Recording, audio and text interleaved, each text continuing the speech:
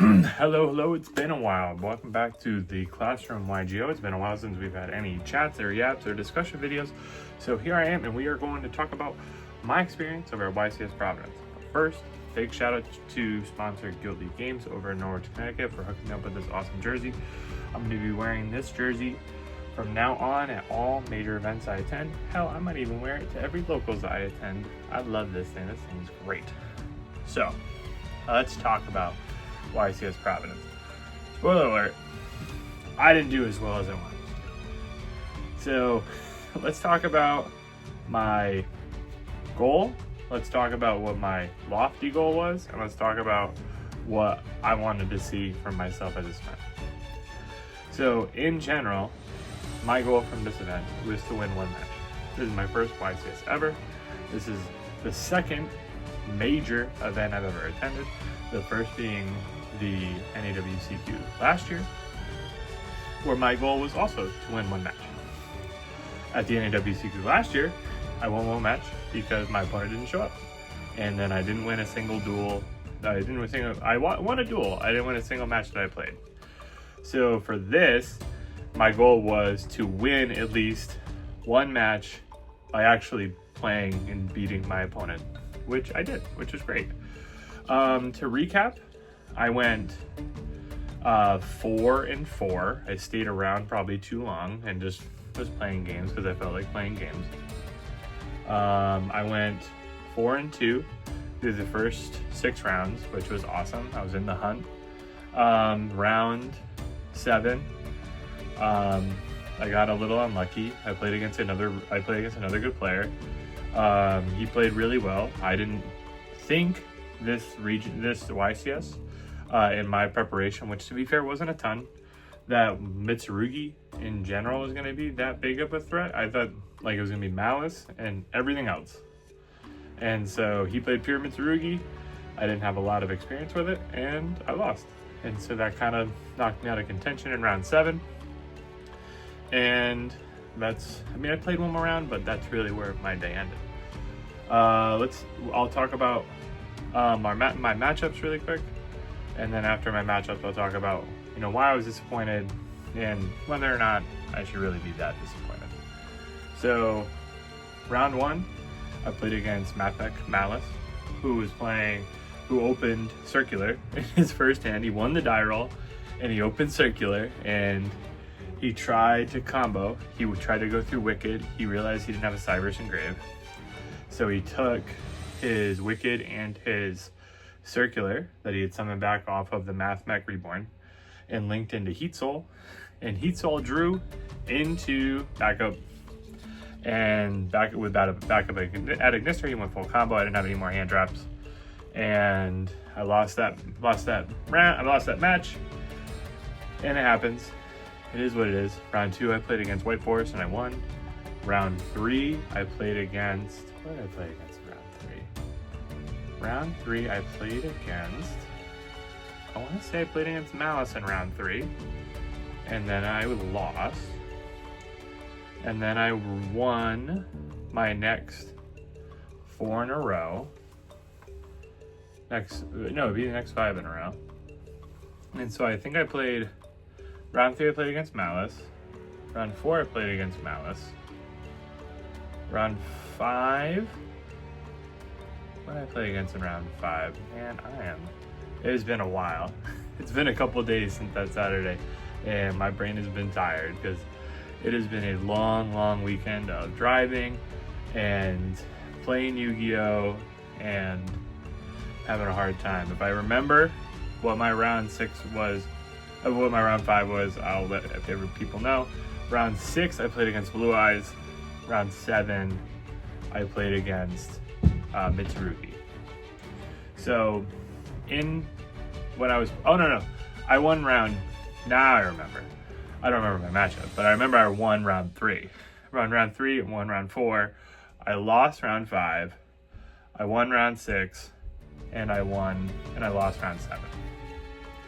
And it was a lot of Maliss that I played. I played 1 Mitsurugi. I played 1 Blue Eyes. I played 1 White Forest. I believe the rest was Maliss. And I felt relatively well prepared for the Maliss matchup because I was playing Maliss myself, as you're going to see in a little bit from the deck profile. But when I played against the Mitsurugi match, for the match that really knocked me out, I ended up siding incorrectly. So I actually won game 1 after losing the die roll. And then going second, the only thing I had seen, no, I went first, I'm lying. I won the die roll, I went first. I went full Maliss combo. He ashed me, he drolled me, and he impulsed me. So I saw those 3 hand traps in turn 0, in my turn. And then I built a board, he drew for turn, he had 3 cards in hand, and he scooped. He said he couldn't play through my board. It's like, great, awesome. Go to game 2. And I'm like, okay, I saw impulse, I saw ash, I saw draw. I said, I'm maining ash, impulse, and draw. So this is either pure Mitsurugi or it's Maliss. And I was like, I played against so much Maliss today, and I've prepared for so much Maliss. I think he's playing Maliss. So I full side 12 cards in from my side deck to be ready for the Maliss matchup. I draw my opening 5, I Lancey in my opening 5 hands, and his first action is activate Habakiri. So it was clearly Raziel. I mean, not Raziel, it was clearly Mitsurugi. It was pure Mitsurugi because he was playing Impulse. And he full combos, I couldn't break his board. And then we come back to game 3. I go first. And he double charmies me with Meows and with Fulos. I have to give him 3 draws to try to make a half board on my red ransom summon to try to search Maliss in the mirror. He ashes it, so I lose out on the Maliss in the mirror. So all I have is GWC 06 set, and I have an Imperm set. And he goes to his turn. First action activates the Mitsurugi card that tributes a reptile from his hand and tributes one of my monsters on the field, outs my red ransom, and that was it. That was the match. Like, I let him play it out, I made him kill me, but like, he just took everything that I had away because now I don't have a link anymore to make my MTP07 live. He had full combo in hand. Like, he had full extenders. Like, it is what it is. So why was I disappointed? This is my first ever YCS. I only have 1 regional top under my belt. I'm not necessarily a decorated player by any means. So I'm disappointed because there were definitely times where I knew I could have played better, especially in matches that I lost. I knew that I lost because of my own mistakes for the most part, even though round 1 I stand on. I don't think I should have lost. I think I got a little unlucky in that round, but you know, that happens. It's part of the game. So I just thought I could have played better. I don't think that there's anything too wrong with my deck. I thought my deck was built adequately. There's a couple of changes that I'm gonna make that I'm looking at making in the future that we're gonna talk about. And I just wanted to say that even with that all said, I really loved going to the event. I had a great time. I definitely hope there are more YCSs in the Northeast area in the future. And by Northeast, I mean New England, not like the real Northeast. I'm not talking about like Philly, because I don't want to drive down to Philly and get a hotel. I'm hoping there's some more YCSs that are driving distance to where I live, because those are the ones that are accessible for me and what like my family is able to afford to attend right now. So I have some shiny cardboard, which is great, but I really can't go to major events because that's just not the space where my family is. And so having YCS Providence driving distance from where I live was amazing. It was an amazing experience, and I'm glad it was nearby. But with that said, let's move on from here and try to get into the deck profile so you can see what I played. So we're gonna hop right into the deck profile. So starting off, obviously, as I mentioned, I played Maliss. So I started off by playing 1, 2, 3 March Hare. It's a new card from Alliance Insight. What it does is essentially it's a Maliss Bestial, but it also can banished from hand, so it can help like when you're playing through boards, or if you get clogged on Maliss names in your hand, you can use the March Hare, banish a card in your hand, and that will help you put 3 bodies in the field. It banishes a Maliss monster non-targeting from your hand or your graveyard, and summons itself, just like a Bestial would. And then if it's banished itself, then you can target a Maliss card that is banished and add it to your hand, and it doesn't have a restriction that it can't add itself. So you can, if you want to, with like a white binder, is banish it and then trigger the effect and add it back to your hand. After that, I played the 4 best normal summons in the deck. So 2 Dormouse and then 2 White Rabbit. Obviously, if you could play more, you would. If you can't, I'm really not going to discuss the effects of these 4 Maliss monsters because they've been around for so long. If you're not sure what they do, Dormouse is your best starter. White Rabbit sets trap, so you would normally want to go Dormouse into White Rabbit. But if you're looking for more of the combos, you can find those on your own. Next up, we only played 2 Chesty Cats because I didn't want to get clogged on Maliss normal summons in my hand. I initially was going to play 3, and then I was looking at the results from a DB Grinder tournament, or it was Jib's tournament technically, and DB Grinder was covering it. He was going over the deck profiles, and every topping Maliss deck list played 2 Chesty Cats. So I was like, that's it. I'm going to cut it down. I'm going to play the second Chesty. And a lot of people ended up playing 3. Some people played 2. I think I still prefer the 2. I'm not mad about playing 2 instead of 3. But it was fine. You need the Maliss names. So sometimes it's a fine normal summon, but it's definitely the weakest normal summon in the deck. Next up, new support from Alliance Insight. We have the new backup Attic Nister, which is a starter in the deck by itself. So if you don't know what it does, you on summon, special or normal, you search a Dark Cybers monster, and then you discard a card. So the strongest way to use this is to normal summon a hand trap, turn that hand trap into an Almirage, or normal summon like an imprint, or like if one of your Maliss monsters gets negated, or you only have white, or you only have Marcher, which happened a couple times, turn them into a Link monster, use the effect of backup Attic Nister, which says that if you control a Cybers monster from the extra deck, you can special summon her from the hand and then search a Dark Cybers monster. So what that can do is if you have a hand trap, like Fulos, Meows, Apulia, cards that would be dead after turn 1, if you're going first, you don't need them anymore. Normal summon them, make Almirage, and then summon the backup search a Maliss name, discard the Maliss name, go into Splash Mage or go into Haggard, because backup Attic Nister doesn't lock you. If it does lock you and I missed it on the card, comment below, but I'm pretty sure I didn't, then you can go full combo from there.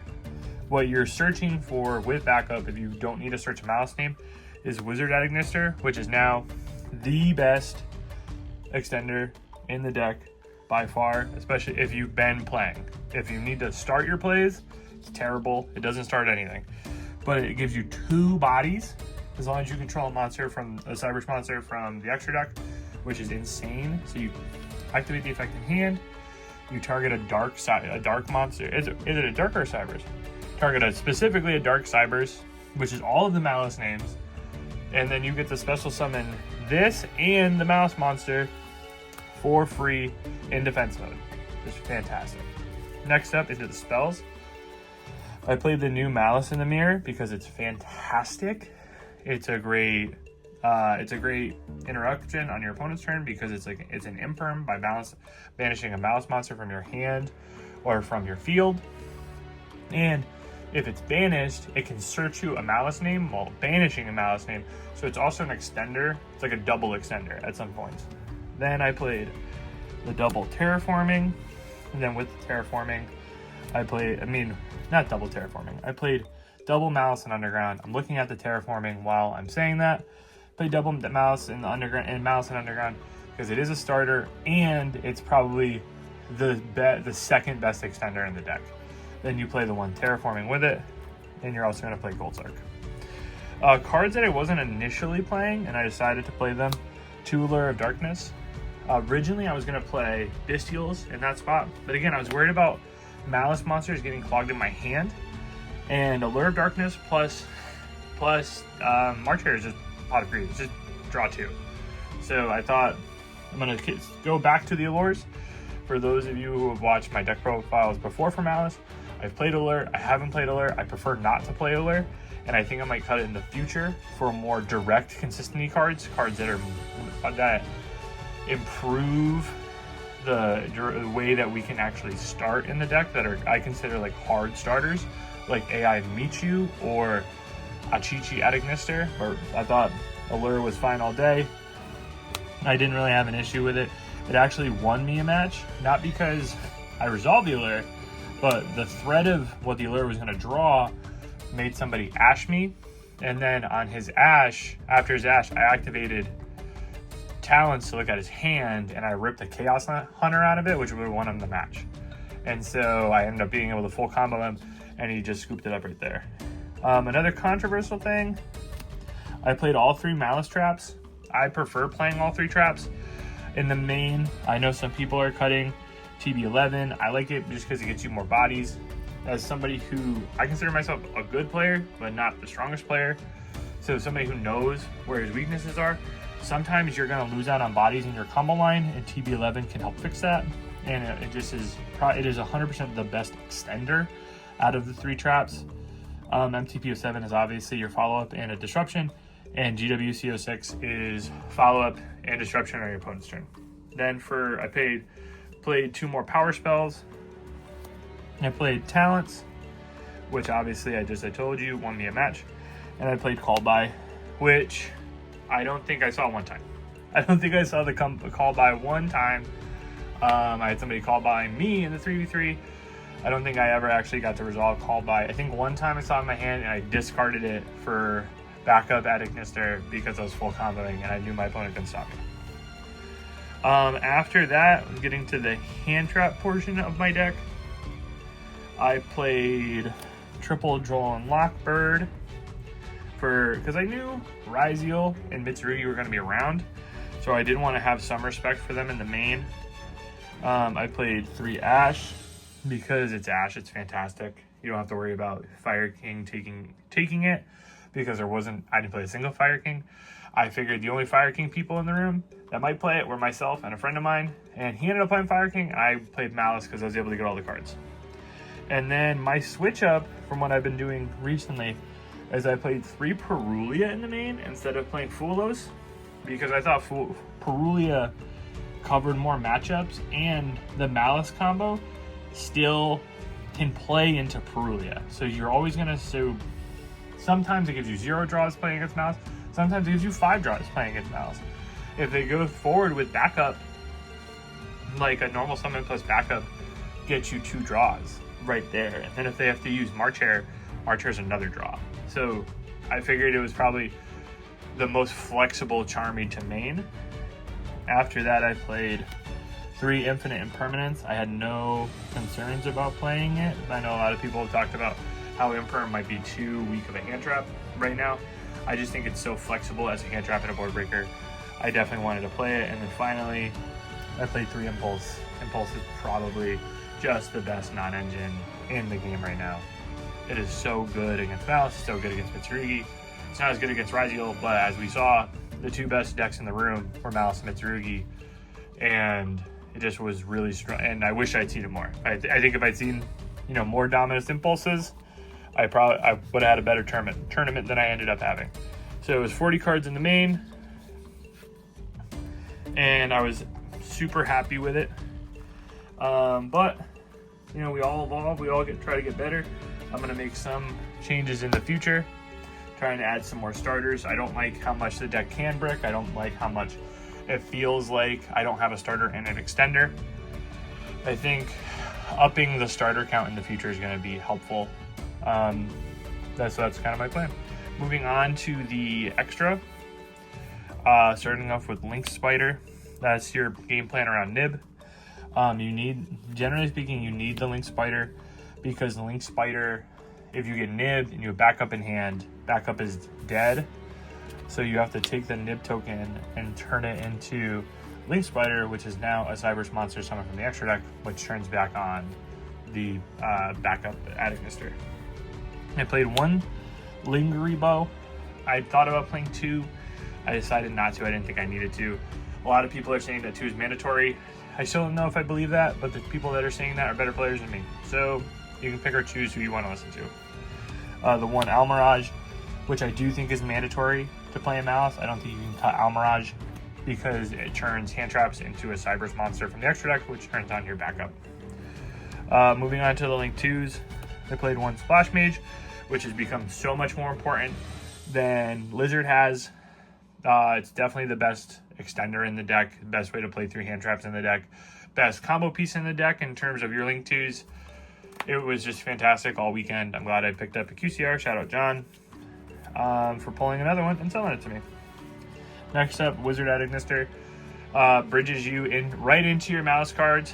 So in your mainline Maliss, not from Maliss cards, into your Attic Mister cards. So your mainline Maliss combo, you will have enough bodies to link into Wicked and then special summon another card to a zone that Wicked points to. And if you set it up right, you can even chain block the Wicked effect.